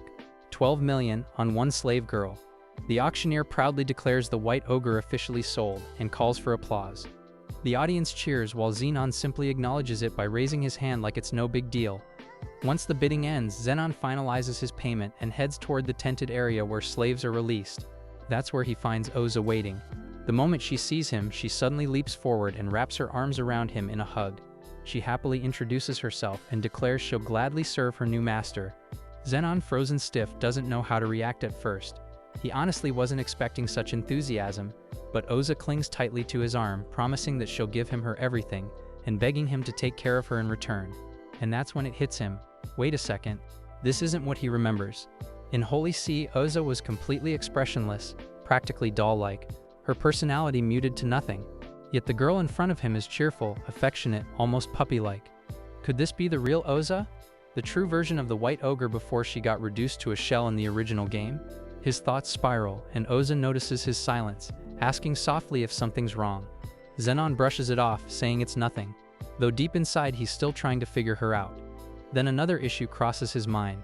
Ojou's clothes, or rather her lack of clothes. The skimpy outfit screams slave, and if he walked around with her like this, his already villainous appearance would only draw more suspicion. People would see them together and immediately peg him as trouble, or worse, report him. So Zenon asks Rule, the man assisting him earlier, if there are spare clothes available. Rule perks up instantly, asking if the young master needs a change of attire, and Zenon explains that Ojou simply can't be paraded around like this. The old man chuckles, saying, of course they've got plenty of options in the back. He points them toward the waiting room, where she can get dressed. Zenon tells Ojou to go with him, but the girl stubbornly refuses to let go. She doesn't want to leave his side. He has to coax her gently, reassuring her that she's safe, and promising that he'll still be here when she's done. With some hesitation, she finally agrees, though she nervously asks if he'll still be waiting afterward. He tells her to go on, and Ojou reluctantly disappears behind the curtain. It doesn't take long before she calls out that she's finished. Zenon looks over just as the curtain slides open, and there she stands proudly, showing off her new look. But hold up, she's still wearing the exact same revealing clothes as before, except now she has shoes. Zenon deadpans instantly, pointing out that a change of clothes means more than adding footwear. But Ojou beams happily, clearly content with her shiny new shoes. Shaking his head, Zenon's eyes fall on the collar around her neck. That at least has to go. If she's happy with her shoes, then fine, but he at least wants to remove that collar. Yet before he acts, Rule raises both hands, clearly alarmed. He advises strongly against it. The collar isn't just decoration, it's proof of ownership. Ojou specifically has Zenon's name inscribed on it, legally binding her as his. If it's removed, she becomes masterless. Zenon's confused at first. How is that such a big deal? But Rule explains bluntly, a slave without a master loses all rights. Anyone could kidnap, abuse, or claim her without consequence. And with Ojou being a rare Ani, one of the most valuable slaves in the market, that would make her an immediate target. Raspel warns Zenon that without proof of ownership, Ojou could be kidnapped on the spot. And honestly, Zenon can't even argue with that. In the Slayer's kingdom, non-humans have it rough. They're looked down on, not even allowed to live in town unless they're someone's slave. That whole system is exactly why elves and dwarves don't get along either. Since Ojou has horns, it's pretty obvious she's a non-human, and if she's walking around without a collar, people would just assume she escaped from her master. But here's the thing. Our boy Zenon isn't exactly the type to slap a collar on a girl. That's just not his style. He's stressing about it, but Ojou notices, and she actually walks up to him and says she's okay with wearing one. In fact, she kinda likes it because it proves she belongs to him. After mulling it over, Zenon finally gives in. He's not 100% sold on the idea, but if Ojou is fine with it, then whatever, he'll let it slide this time. That's when Rapolde gestures toward a room in the back, basically offering them some privacy. He leads them over, and Zenon immediately notices the huge bed inside, complete with a cheesy heart-shaped pillow. At that point, he knows for sure this old man has totally misunderstood the situation. But hey, they're already here, so might as well deal with it. And that's when Ojou suddenly strips down and hops onto the bed without hesitation. Zenon nearly jumps out of his skin and presses himself against the wall like she just pulled a knife. Like seriously, is she insane? You can't just start undressing like that out of nowhere. But Ojou just looks confused, asking if they aren't supposed to be making a baby. Zenon scrambles to grab her clothes and forces her to put them back on. She still seems uncertain, wondering if that's really not what they're supposed to do, but she listens and dresses again. At this point, Zenon's fed up and pokes her forehead, scolding her to fix the way she thinks. He explains that he didn't buy her for that. His whole reason was that she's got the skills for dungeon crawling. That's the real deal here, not some weird slave master thing. As soon as she hears the word dungeon, her eyes light up like fireworks. She's bouncing up and down, totally thrilled, because for her, fighting inside a dungeon is a dream come true. Typical Oni behavior, they really do live for battle. While she's practically glowing with excitement, Zenon starts digging through his magic bag. Meanwhile, Oza is already hyping herself up, promising she'll kill tons of enemies once they get in there. Zenon can't help but laugh nervously because hearing such scary words come from such a cute little face is wild. He empties his magic bag onto the floor, and it turns into a small mountain of weapons and armor. These are things he can't use himself, but he's been hanging on to them in case a girl ever joined his party. He picks out some armor, accessories, and a weapon, and tells Ucha to try them on. If they don't fit, he'll adjust them for her later. Just like before, she casually strips again right in front of him and changes into the gear he picked. This time, she's finally dressed properly, and the equipment feels amazing on her. She's impressed with the quality, even admitting human world weapons and armor are pretty solid. Then she grabs this massive barbed club to finish off her look. Now this isn't some random piece of junk. This is a heavy-duty hammer-type weapon with serious attack power. It's designed for characters with hammer skills, and in the wrong hands it could smash a skull clean open. The reason it wasn't used much before was that hammer specialists are rare. But lucky for Zenon, Oza happens to be one. And she wields the thing like it's a toy. Honestly, it suits her perfectly.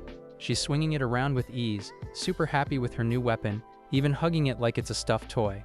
Zenon's relieved that she likes it, though he's also kind of concerned because the spikes are literally pressing against her face. Doesn't that hurt? Instead of saying that out loud, he just jokes around and asks if all ogres are this battle crazy. Oza only giggles in response. Then, out of nowhere, she drops the weapon and hugs Zenon tightly, saying it's because she loves him. That throws Zenon completely off guard. He can't figure out why she's being so affectionate. They literally just met, and he technically bought her as a slave. None of it makes sense to him. She's definitely a fight-loving maniac, but this sudden attachment, totally confusing. He reminds her of the reality, she's his slave, that's all. But Uza just shyly looks away and admits she likes good-looking faces. Then she nervously plays with her fingers, blushing as she tells him how handsome he is. She says she's happy to belong to someone like him. Zenon, of course, is stunned. Wait a minute, her? Talking about him? That can't be right. After all, most girls scream and run away whenever he smiles. But Oza keeps going, listing all the things she likes about him, his sharp, fierce eyes, his hawk-like nose, and the villainous aura that makes people too scared to even approach him. Zenon actually has to ask if she's serious, and the little Oni just nods right back. She means every word. In her eyes, his stare is lethal. His nose is sharp and wicked, and those teeth look like they're made for tearing flesh. To her, he's literally the perfect man, a legendary demon god come to life. Zenon drops to his knees at that and inwardly panics. Sure, it sounds nice, but why does it feel less like a compliment and more like a threat? This is the first time any girls ever praised him, and it hits him so hard he almost cries. Oza doesn't pick up on his discomfort though. She keeps fawning, admitting she fell for him the moment she saw him at the auction and is convinced fate brought them together. Zenon's HP practically hits 0 from the overload of emotion. Still, on the bright side, having a female companion who actually likes him isn't the worst outcome, better than getting ignored or feared, right? He tells Uza that if she's finished changing, she should stick by him, and she bounces along happily. Rapalde notices how fast they bonded and can't help but praise the young master, claiming he's just as strong at night as Grand Baskerville. Zenon doesn't bother correcting the old man's weird compliments. He's tired of Rapalde misreading everything anyway. The butler bows and urges Zenon to come back to the auction later. More slaves will be available. They head home through the lantern-lit streets of the city, and Zenon's relieved there aren't many eyes around. It's a decent time for a quiet walk with Uza trailing behind, club slung over her shoulder like it's nothing. It's about an hour back to the mansion, so they hurry. He glances at her. She carries that huge club like it's a toy and even looks kinda bunny-like while she walks. Then Uza suddenly stiffens and grabs him, club raised. He turns and realizes they're being followed. Before long, a group of shady men encircles them, but Zenon zeroes in on their leader. Of course, it's the fat noble who lost the bid to him earlier, the same guy who raged when Zenon dropped 12 million. Zenon fumbles trying to place the face, then remembers, yep, this pompous old man is the reason he overpaid. The noble has the nerve to bow though and plays innocent, pretending this is a friendly gathering and invites Zenon to join. Instead, he's blunt. Hand over Oza quietly and she'll walk away with just a few broken bones. Zenon finds the whole predictable scene laughable. The man couldn't stomach losing and brought thugs to strong-arm him into surrendering the girl. So the noble asks again if Zenon will be intimidated into giving her up. Zenon, unimpressed, decides to do something else entirely. He asks the old man what pseudo-humans are since he's never heard the term. The noble sneers, surprised the youth is clueless, and explains it means subhuman pretenders, a common slur in their land. Zenon thinks the term sounds outdated and disgusting. Who decided non-humans were lesser? He's outraged by the idea. In any case, the answer to the noble's demand is a firm no. Oza is his now, and he has no intention of handing her over. The old fart can leave empty-handed tonight. Osa, bless her selective hearing, beams because she thinks her master just called her my girl, and she's over the moon. The noble, not so much. He wanted a peaceful resolution, but got a stubborn kid instead, and now he's seething. He snaps that if Zenon wants to die over this, then fine, die, he says, daring him to try. After hearing the threat, Zenon decides to pull his own noble card, reminding the guy that he's not just any random noble, he's got influence in this territory. Is this old man really ready to risk all that? Because there will be consequences. The old fart already knows Zenon must come from a rich family, otherwise there's no way he could have casually thrown down 12 million on a slave. But despite that, the old man refuses to back down. With Oza in his possession, he sees a chance to climb high in his own country by presenting a rare Oni slave. He's already picturing it, the esteemed one will be delighted, and when that happens, he'll earn a spot as the man's right hand. Esteemed one, huh? That's when Zenon pieces it together. With the guy's dramatic way of talking, it finally clicks that this noble is from the kingdom of Quran, and the man he's serving must be none other than Marshal Zutelos of the Quran army, right? Judging from the look on the old fart's face, Zenon nailed it. Of course, he doesn't actually know this noble's name, he's just a side character in the Holy See game after all. But Zenon remembers exactly how things went in that storyline. This noble and Marshal Zutelos appeared as villains. The Marshal himself, a hardcore lolicon who was obsessed with subhuman girls. In the original game, poor Oza ended up suffering as his slave until the hero rescued her and added her to the party. Now it all lines up. This noble's plan is to offer Oza as a gift to climb up the ranks. The old man then presses Zenon, demanding to know how he's aware of the Marshal and his schemes. But Zenon doesn't bother answering. None of that matters now because the noble is clearly determined to kill him. This honestly works out. Now Zenon has the perfect excuse to fight back without holding back. One of the noble's lackeys lunges first, but Zenon reacts in an instant, drawing his weapon and slicing down several enemies in a single move. He doesn't even get why a Quran noble is hanging around here, but hey, they struck first, so he has no qualms about retaliating. Though deep down, he's well aware he's already changing the Holy See timeline by interfering like this. Then again, wiping out villains like them shouldn't bother the actual hero at all, right? If anything, the hero should be grateful Zenon saved him the trouble and gave him Oza early. Meanwhile, Oza is just waiting for her master's command, gripping her club and radiating a warrior's aura that doesn't match her adorable face. Zenon asks her to cover his back, but of course she pouts. She doesn't want to stay put, she wants to fight. Teasing her aside, Zenon takes out an item from his magic bag, the Grimoire of Dark Magic. Tossing it into the air, he chants the glowing ancient words before issuing his command, "Kill that man." Not directed at Oza though, this one's for his own dark attribute magic. The result? A terrifying spell called Blood Carpet. The ground erupts with massive black spikes that pierce through their enemies, impaling them in gruesome fashion. It's brutal enough to make Vlad the Impaler proud. The old man collapses in sheer horror, unable to process what he just saw. Even Zenon admits this spell is downright savage. But it makes sense considering his father also wielded dark magic. Still, he wonders if all dark magic is supposed to feel this twisted, because seeing it up close is enough to make him gag. With most of the enemies reduced to skewered corpses, only a handful remain, including the noble himself. Zenon finally gives Oza the go signal, and she lights up with a smile, telling him sweetly that she'll kill them all. The little Oni dashes forward, smashing the first enemy's skull with her giant club. Another swings at her with a sword, but she casually catches the blade between her fingers, forcing the man to struggle helplessly before driving her club straight through him, leaving gore in her wake. Now only one lackey remains, trembling on the ground and begging for his life. Oza shows no mercy. If you oppose her master, you're done. She whacks him so hard he goes flying, leaving Zenon to casually watch where the poor guy lands. With the cleanup finished, Oza celebrates her kills while Xenon pats her head in approval. Then he turns to the old fart, asking what's next now that all his backup is gone. Desperate, the noble plays the I'm a Koran noble card, warning that killing him will spark a diplomatic mess. Xenon isn't buying it. He points out that he's a noble too, and this guy already caused an international problem by starting this fight in the first place. Plus, did the old fool really think he was the only one capable of hiding bodies? Bad news for him, Xenon can do the same. Honestly, the old man should have known better and just walked away after losing the auction, but nope, he stuck around, and now Xenon makes his move again. This time, his dark magic takes the form of a black snake, slithering straight toward the trembling noble. In Xenon's head, he's casually mapping out how to end this guy for good. After all, he already killed 3 people with his spells earlier, and even though that was his first time killing, his heart feels nothing but cold indifference. The craziest part is how guilt never even shows up. Not even a drop of remorse. It makes him question himself. Has he really become Xenon Baskerville completely, mind and soul? Or maybe, just maybe, he was always like this deep down, and that's exactly why Xenon chose him in the first place. Anyway, back to the scene. This noble is on his knees now, desperately begging for his life, promising that he'll pay any price.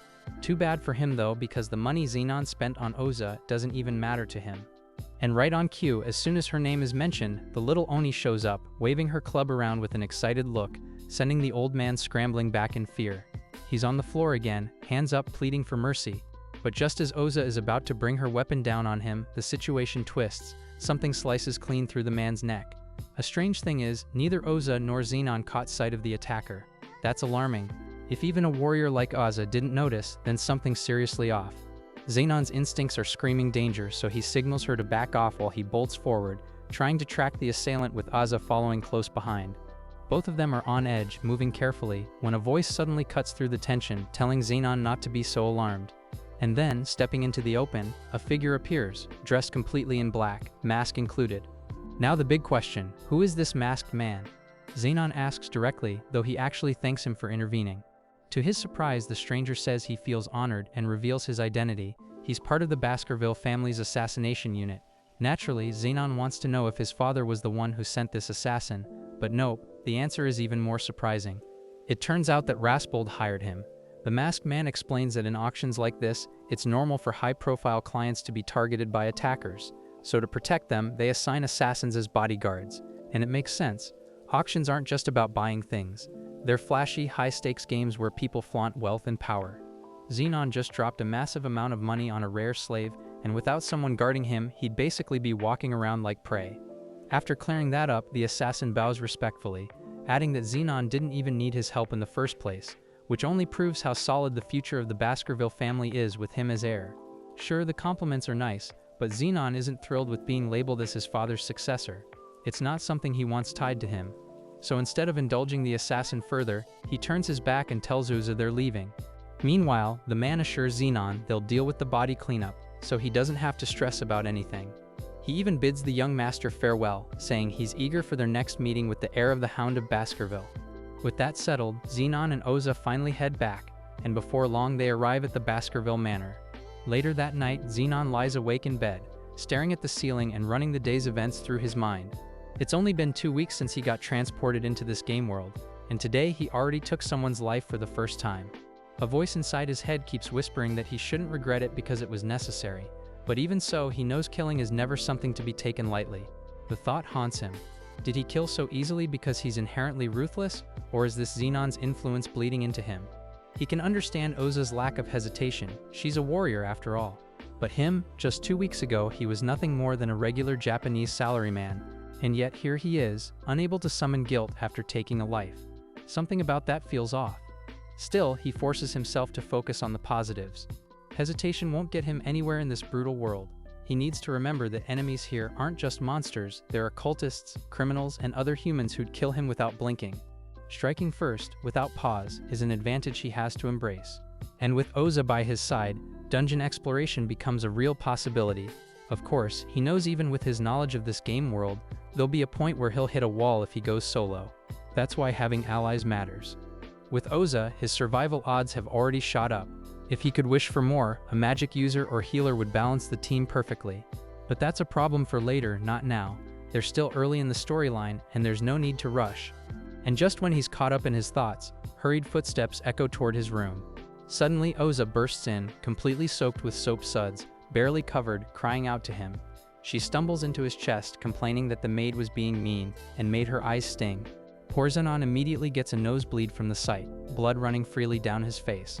As if that wasn't already too much, Reviana walks in right after, wearing nothing but a towel wrapped around her body. Yeah, Zenon's night just got a whole lot more complicated. Reviana wastes no time scolding Oza, telling her off for clinging to the young master while wearing basically nothing. And honestly, the view is way too much for Zenon to handle. He literally topples back onto the bed, overwhelmed by all this fan service thrown in his face. But Reviana stays firm, determined to drag the little Oni back into the bath, since they weren't done shampooing her hair. The problem is, Oza is completely done with bathing, her eyes are stinging, and she's not about to go back in. Meanwhile, Zenon is drenched now too, and a thought hits him. Wait a sec, Oni don't even use soap, right? Did Oza seriously open her eyes while Reviana was scrubbing her down? That would explain a lot. Still, the little Oni refuses to let go of her master, clinging even tighter, which leaves Reviana cornered. With no other option, she suggests something wild. Maybe Zenon should just join them in the bath. The poor guy shoots upright instantly, face bright red. Reviana tilts her head, surprised to see the young master blushing. Guess even the great Zenon has weaknesses. But for our protagonist, it's not that simple. His brain is racing with another thought. Does this mean the original Zenon actually bathed with Reviana often? Were they closer than just maid and master? A scandalous image flashes in his mind, and he can only hang his head in embarrassment. At the end of the day, he knows that if he resists, it could expose that he's not the real Zenon. So he convinces himself it's not for fun, it's purely to protect his identity. Yeah, sure, buddy. As Reviana leads the way, he can't help but notice her curves, nearly fainting on the spot. And just like that, the three of them end up sharing a bath together. With the warm water calming her down, Oza finally stops fussing. But Zenon is fighting to stay conscious after seeing Reviana's body so close. Once bath time is over and Oza is dried and dressed, the little Oni starts yawning and immediately heads for Zenon's bed. But before she can dive in, Reviana intercepts her, pointing out that her own bed is ready. Of course, Oza won't budge. She insists she's sleeping with Zenon. Fast forward a bit, and what's the compromise? Zenon ends up in bed, sandwiched right between Oza and Reviana. And honestly, he has no idea how he's supposed to survive the night like this. What kind of cruel trial is this? Still, he manages to stay disciplined, keeping his hands to himself the whole night. By the time dawn breaks, he actually raises his hand in triumph. Finally, he made it through. But then the thought creeps in. Is this seriously how his life is going to be now? Both girls were snoozing peacefully at his sides, Reviana on one, Oza on the other. For a fleeting moment, he wonders if he should just stop resisting. Looking at Reviana, he thinks about what would happen if he ever made a move on her. Would Oza freak out? Or worse, would her curiosity push her into wanting to try it too? The very idea makes him panic, because no, Zenon is absolutely not a lolicon. He didn't buy Oza for cuddles, it was purely for her combat skills. Even if she wanted something like that, he doesn't even know how he'd react. Turning toward her, he starts wondering about her real age. Is she really as young as she looks, or is she secretly older?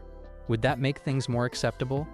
The thought tempts him for a second before he snaps himself out of it, literally bonking his head in frustration. Clearly, sleep deprivation is messing with his judgment. Just then, Oza stirs awake, smiling warmly as she wishes him a good morning. She even reaches out to tug and stretch his face like a playful kid. Yep, that seals it. She's definitely just a child. On the other hand, Reviana wakes up, greeting him with her own good morning and asking if he has slept well. All Zenon can do is mumble a weak yay, which, let's be real, was a total lie. She doesn't push though, instead standing up and saying she'll prepare breakfast right away. After they eat, Zenon dives into his morning training and then switches into his academy uniform, ready for the day ahead. He calls for Oza, reminding her of the lessons he drilled into her the night before. The little Oni nods, promising she won't cause trouble. Bringing her to the academy was always part of his plan anyway. After all, the Royal Sword and Magic Academy is filled with nobles and royals who usually bring their own servants or guards. Since classes also involve dungeon crawling and monster hunts, there's no way Zenon is leaving her behind. As the two step out toward the carriage, Zenon gives her a stern reminder. Any trouble at the academy could get her banned. Oza quickly promises she'll behave and stick by his side. Seeing her so determined actually reassures him, maybe it won't be a problem after all. The maids line up to send them off, while Oza happily takes in the view, humming and singing on the way. She looks adorable, but Xenon can't help but feel it's strange. Why is she suddenly so cheerful today? The thought nags him, maybe bringing her along isn't the best idea. Inside the carriage, he asks if she's really enjoying herself. Of course she beams and says yes. But then she adds something suspicious, saying she's already excited because she's going to smash him. That doesn't sound good at all. And as the carriage continues rolling toward the academy, Xenon sits back, uneasy about whatever she actually meant by that.